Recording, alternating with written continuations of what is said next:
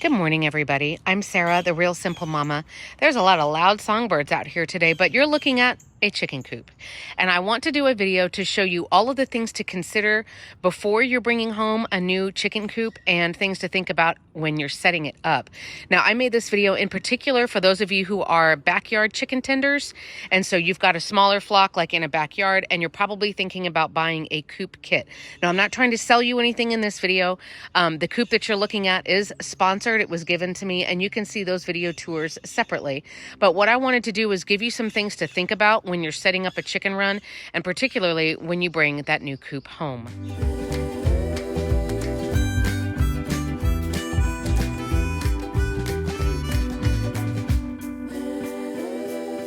Good morning, everyone. So I'm going to give you some general tips right now. We're watching the chickens eating some treats over here on the side. Then I'm going to go through the unboxing of the new coop and showing you some stuff like more in depth, more in detail of, hey, when you're actually putting it together, right, assuming that it came in pieces, it came in a box, here are the things to consider. So in general, when you're bringing home a new coop, I wanted to give you some tips to think about. And this is more about the placement and the measurements. So I'm just going to kind of be walking around the chicken run. But here's some things for you to think about. You need to look at a couple of different things on your property when you're placing the coop. The first and the most unfortunate is looking, especially if you're in the United States, do you have an HOA, which is the Homeowners Association, or do you have any other kinds of city limits that would dictate where you can put your coop? For example, I'm in the city of San Antonio, Texas. We do have an optional HOA, haha. So that is not anything that can limit what I'm doing. But for the city, I have a max of how many chickens I can have, and I have a max of where the coop can be because they don't want it too close to a neighbor's house.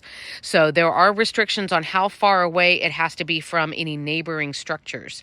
So keep that in mind. Look that up first. I would hate for you to get all excited about chickens and you've done your research and you've spent your money and then somebody can report you and animal control comes out and finds you and takes away your birds. The next things you need to look at are on your property. You need to look at which direction is west. That's going to be the direction that has the most hot sun and everything, right? And then you need to look at things, unfortunately, like you don't want to be putting your coop in a floodplain or even putting it on the lowest part of your property, even if it's not like in a flood zone, but you don't want it to be anything where there's going to be standing water in the coop. If that is, and you're like, crap, that's where I was going to put the coop, then you want to think about building it up on top of things so that the coop is maybe up on like a little mound of soil, or you build it up with stones and things like that. Looking at where the sun is, where the shade is, where the sun's going to be coming in the west. I had to look, and that's where I strategically planted all of my plants and my trees and where I have the shade tarps, just so that I can make sure that the coop is not heating up too much during the day. Your chickens are going to go up there at night. And then, of course, you don't want the eggs that they lay to be cooking while they're still in the chicken coop either. The things I want you to think about when you're looking at actually buying a chicken coop, like which one is right for me. I've always done coop kits because of the convenience and because I don't need anything really big. And I've had chickens for, God, like 9 or 10 years now. So when I'm looking at a coop, I'm looking at more than anything, I'm looking at how much roost bar space. Now I'm going to be linking to other videos up in the top, just if you're like, roost bar space, what is she talking about? In case you need more in-depth information. I'm trying to keep this video from being like 30 minutes long. But a lot of coop kits, they're going to give you inaccurate sizing and information for nest boxes and stuff like that. You could see more of that in another video. But you need to make sure there's enough space up there for your chickens to sleep.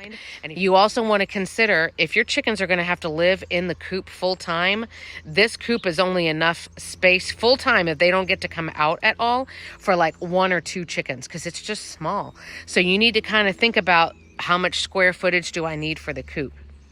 When we go in depth here in a minute, I'll show you about the other things that we do when we unbox a new coop, like sealing it and looking at the material that they use. But you're going to want to be looking for things like leaks, splinters that you might have to sand down, making sure that there's hardware cloth. I've got a trash truck coming, so I'm going to get quiet here pretty quick.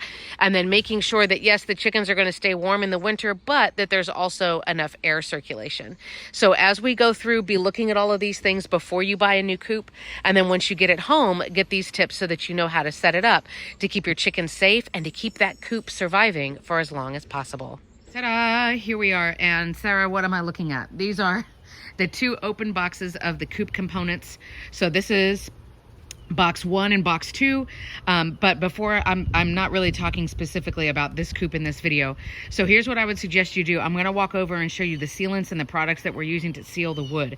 This time around with this coop, because I believe this is the 4th coop kit that we've used in 9 years, we are going to seal all of the components before we assemble. We feel like it's going to get a much more thorough job.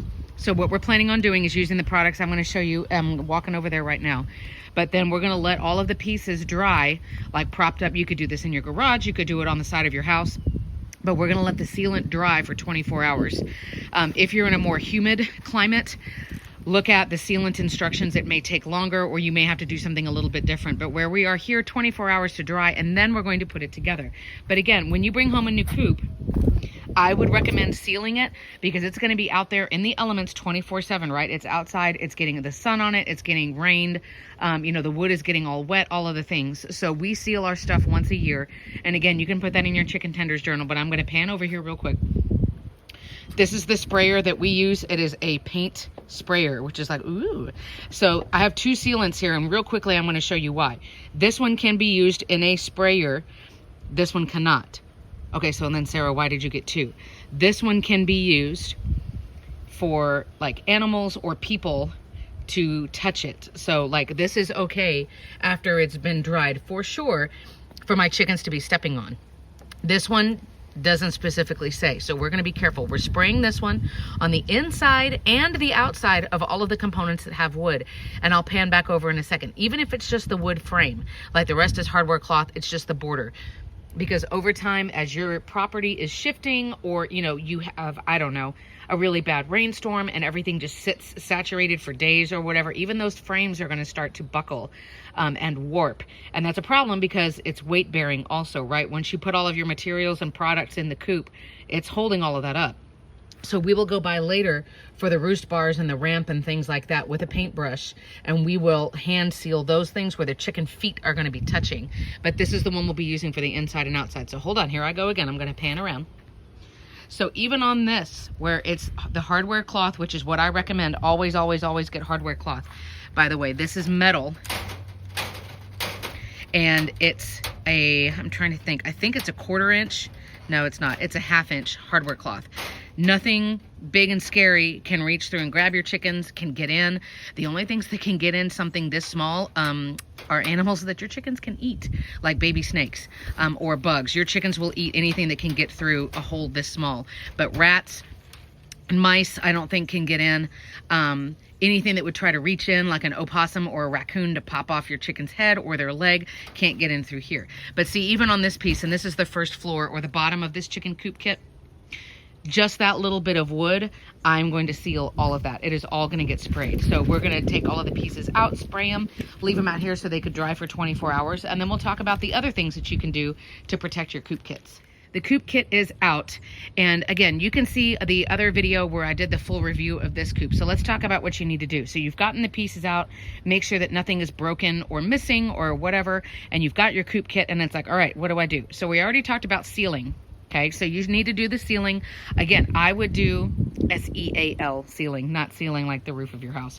But on sealing, I would do the inside and the outside of all of this wood, just in case, I don't know, there's a leak at some point, or your kid forgets and leaves the door open and then it rains and the inside of the coop gets wet. I don't know. Just do it anyway because you're spraying it. We're also going to be spraying the little bars that are on the ramp and anything that's wood, anything that could warp. And again, if this is on this coop, isn't that cool that it folds like that? And it came already assembled. But this bottom here is going to warp over time. That's holding the weight of everything. So we really want to take care of those lower pieces. Here are the next 2 things. No, just kidding. Here are the next 3 things that I want you to think about when you've got a new coop kit that you've brought home. I want you to think about the roost bars. Now, chances are, like every coop kit I've ever gotten, their roost bars look like this. They are rounded, but they're only like, I don't know, what is that? A little over 1 inch across. Okay, if you've ever had like a parakeet or a canary or something like that, those little songbirds, they grip onto roosts like this, and their little toes go around, and they're like that. Chickens don't really sleep like that. Chickens will sleep more, and I'm trying to keep it from focusing, with their feet flat like this. And then they put their little tummies and their little butts over their feet. And then they keep their toes warm and they snuggle down and they go to sleep. So chickens having really narrow roost bars like that is actually pretty uncomfortable for them.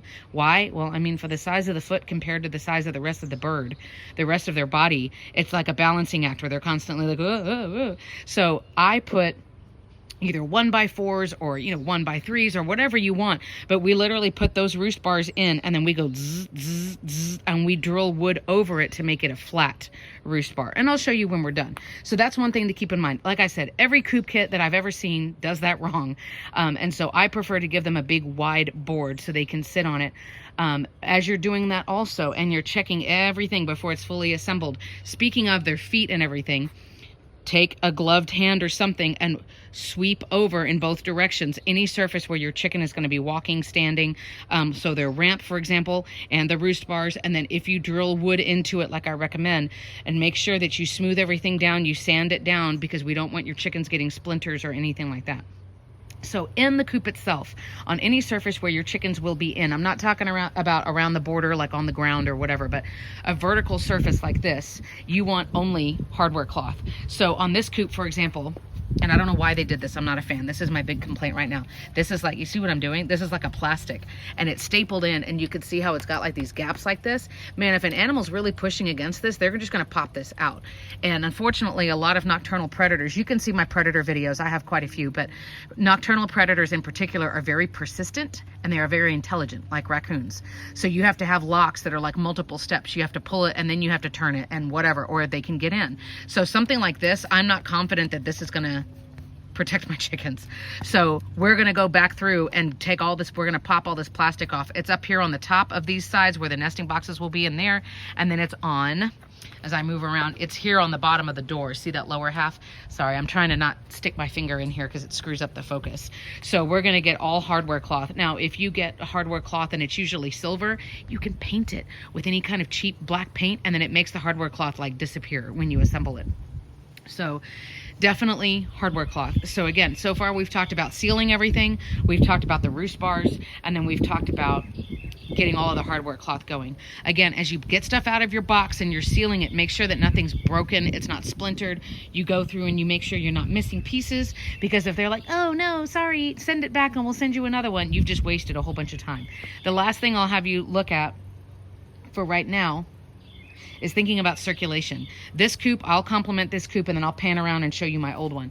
This one has a lot of air circulation. And I'm not talking about downstairs like where the chickens would hang, where the chickens would hang during the day. I'm talking about where they sleep at night, especially if you're in a warmer climate like me. We get to 110 in our summers, and hot air rises, boys and girls. So you need to be really, really careful that even if you're worried about, well, in the winter, I don't want them to be cold. Don't worry about your chickens being cold. They can survive even when it's freezing or below freezing outside, especially if they're inside, because chickens just snack more and they stay warm. However, you need air circulation no matter how hot or how cold it is. So hardware cloth, I'm resisting the urge to point at things. Hardware cloth will allow the air to go through. You need to make sure your coop is not completely closed up and sealed up with walls and the doors are closed and et cetera, et cetera. There needs to be air circulation. Higher is better if you're in a warmer climate, because again, we're trying to blast that hot air out of there and keep them from overheating.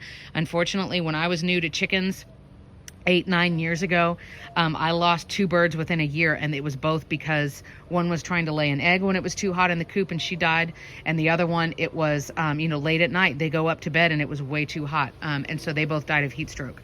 So I'm really, really, really passionate about that. So again, sealing everything, roost bars, smoothing down all of the wood where the chickens are going to be walking, checking for predator proofing, hardware cloth on anything that's not a solid wall, and then thinking about circulation. Make sure you've got circulation. I think that's even more important than insulation, which is the opposite, right? It's keeping heat in. So there's all of your suggestions for this round. Now let's assemble this bad boy, and I'll give you another set of suggestions for your new coop. So here is the assembled coop. I do have a full video that shows this coop and how it's doing a couple of months into us having it. Overall, we're really happy with it. So you can see we did the modifications that I mentioned. Of course, the sealant dries clear, so you can't see that. But without having cleaned the coop today, I'm going to open the door and show you inside. The materials that I use inside really fast. I use PDZ, which is sort of like a farm litter, which is great. It's easy. You use a Dollar Tree like cat litter scoop and clean it out. You can see, I'm going to zoom in a little bit. I know it's a little dark in there. See how I put that board flat over that narrow roost bar? You see what I'm talking about? That's what I was meaning earlier, just so that you can see it's easier for them to sit flat. So the coop is going. We got the automatic coop door. I'm liking this coop. I like it a lot with our modifications as well. So you can see, hey girlies. You can see that we're doing really well with it. It's easy to clean if I go around on the other side. We chose to put our food, there's the metal can in the middle of your shot. And then there's one waterer that they don't really use that's here and another one there on the outside. So getting a new coop, again, if you're really smart and you level the ground and you check for a flood plain and you look at which direction the sun is and all of those things, you can be really happy. And that was Waffles. And you will hopefully, be able to take care of your coop for at least 4 or 5 years, even if you are getting a coop kit that you assemble just like this. So keep the conversations and the questions going down in the comments below. I linked down in the bottom if you want to see the Amazon links for the products that we use, but I didn't really want to like bombard you with all of that. So they're there if you want it, and if you don't care, that's totally fine. But hopefully if you get a new coop, you're thinking about starting with chickens, or like us, it was time for a new coop because our other one was 5.5 years old and falling apart. Hopefully this has given you some ideas on what to think about, what to do before you assemble it, and then how to keep it staying in your run for years to come. Thanks so much for watching.